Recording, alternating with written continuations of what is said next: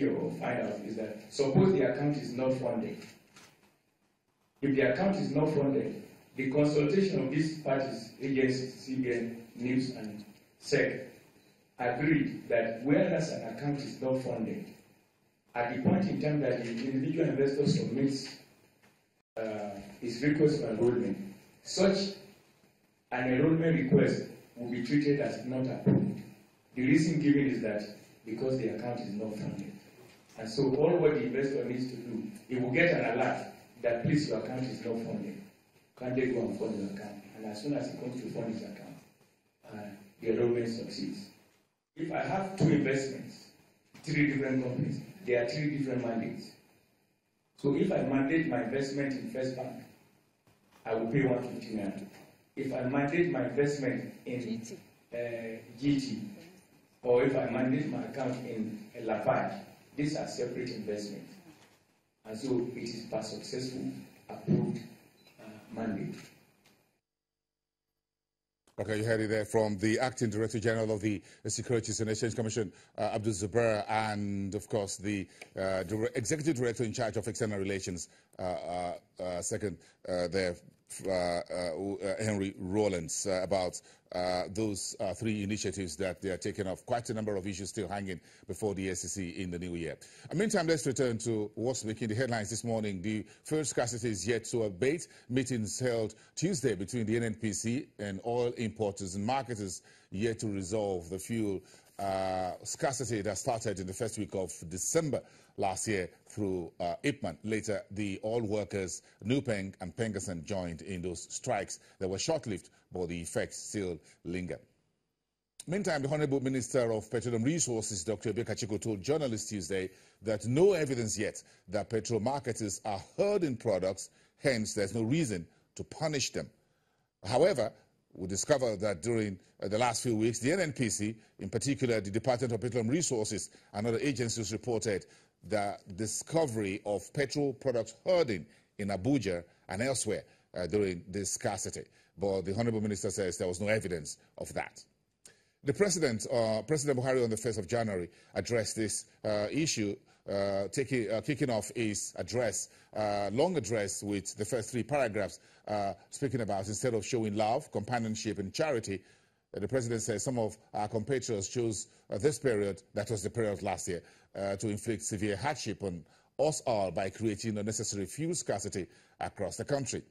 The President went on to that this is unacceptable, given that the NNPC are taking measures to ensure availability at all depots.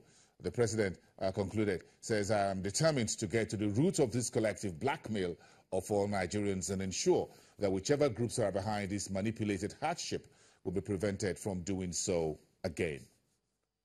And the Prime Ministry says all hands are on deck now, or that is reporting via tweets this morning, that a fire occurred yesterday at the Escravos Lagos pipeline system of the Nigerian Gas Processing and Transportation Company. That was a subsidiary of the National Oil Corporation, the NNPC. The Transmission Company of Nigeria and the power generating companies where those pipelines went to are currently working to restore operations of the national grid, which the Fashion Ministry said has been working consistently since September. And kicking off the new year, the Honorable Minister of State for Aviation, Hadi Sirika, went on inspection of the new Abuja Airport Terminal yesterday and says the government is looking for $500 million to fix the anomalies, or what you call the defects, in the ongoing new international airport terminal building. That's the Nnamdi Azikiwe airport in Abuja. Senator Sirika says the Terminal D, in particular, was badly built by the Chinese firm CCECC, and that the new terminal violates Abuja Airport Master Plan by blocking the control tower, obstructing the fire tender, has sewage and power issues, as well as a very small apron space for aircrafts. Meantime, Governor Shetima of Borno State has rolled out 170.3 billion naira budget, which he called the budget of resettlement and empowerment of one of the largest states in Nigeria.